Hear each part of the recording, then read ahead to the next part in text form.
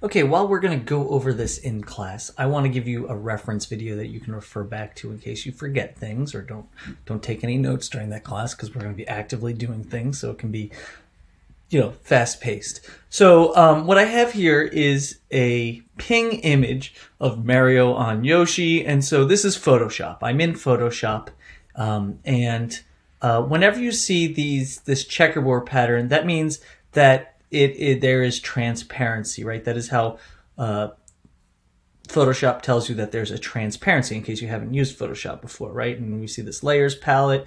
I'm not going to teach you all of Photoshop. I'm really just going to teach you what you need to know for preparing an image for web. So what we need to do to save an image for web, now there is a new version of it in Photoshop that's called Export As, right? I hate it. It's just not very powerful. What we want to do is actually go to File, Export, Save for Web Legacy, or hit Command, Option, Shift, S all at once, I think is what it is. So Save for Web, and it's so much more powerful here. And this is good because this will tell us all the things that we need to know here.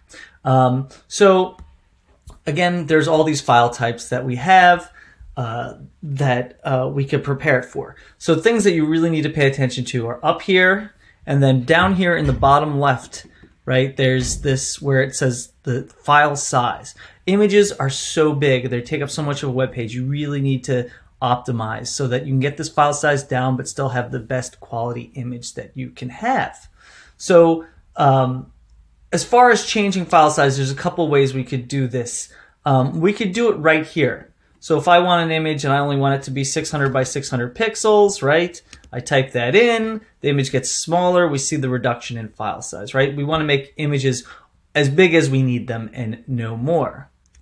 Besides that, I'm actually going to get out of this, and what could we do? Well, there's a crop tool over here, and in this crop tool, we can set a size. So we might say we want our image to be, I don't know, 300 pixels by 400 pixels, right?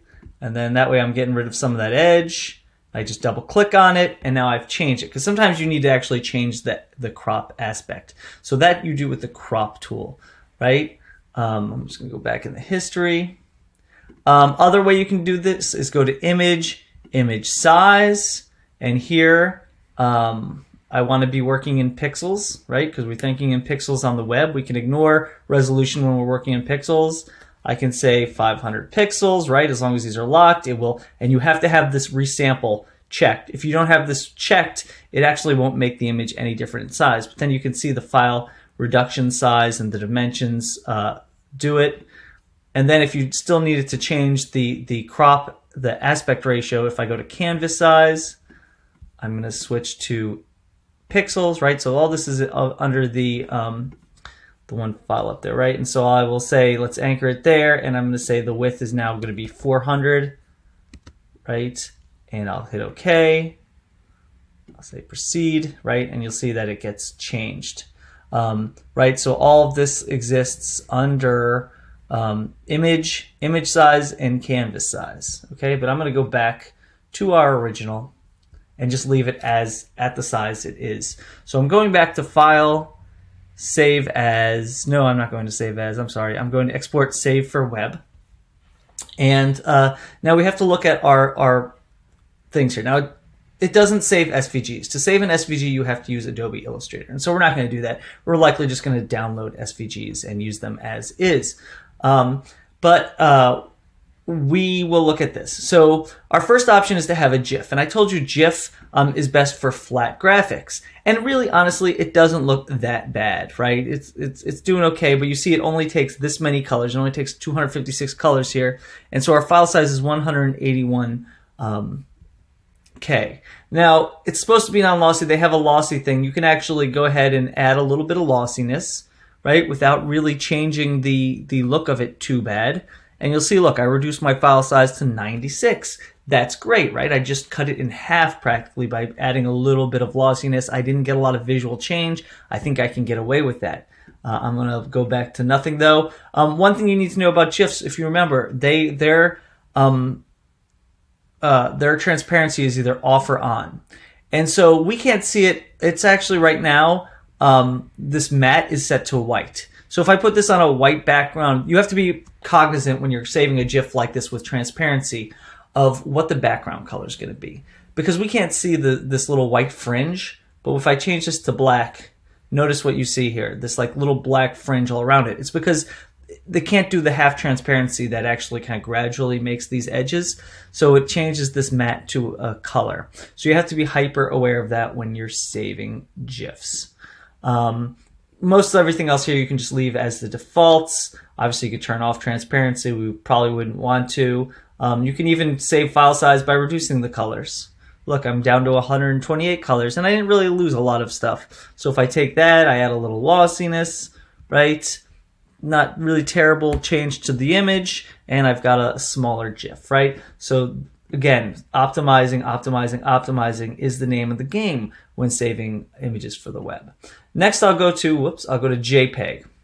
And one thing about JPEG, right, is that it doesn't handle transparency. So it has to give you a background color. So here we have the matte color, and we see the file size already. Right here is where you really need to be cognizant in a JPEG, okay? So you have this quality. You'll probably never use blur. You could click progressive. I would just leave it at optimized. It's fine. Also, I want to point out that you're going to only have these things sRGB. You always want to serve colors as sRGB. It's about color spaces. It's a little complicated. Let's just make sure it's always at sRGB. It's the default here, so honestly, you don't even have to think about it. So anyhow, with this quality, when I drag this quality up to 100, you see this JPEG would be 232 kilobytes, right? That's a lot. Almost always by default, I start at 60, right, to get that image down. That is basically the highest value you can have and still have it considered a high JPEG. And look, now it's down to 93. Now, if my image is a lot bigger, I'll futz with this a little more. Maybe I'll bring it down to a medium JPEG, and look, I'm down to 65. And really, you're just looking visually at what's happening here, because what you see here is what it's going to export. But again, by default, I almost always use 60 unless I'm really trying to optimize. So that's all you need to know there. Ping 8 is a lot like, if you'll see it, it looks just like the GIF.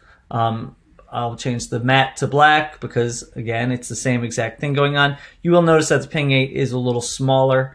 That's about the only thing you need to know about ping 8.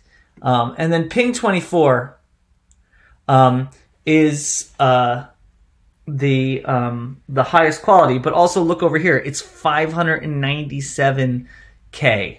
So that is a really big image, because remember, ping 24 is lossless. And so this is a real problem. Pings can be really big.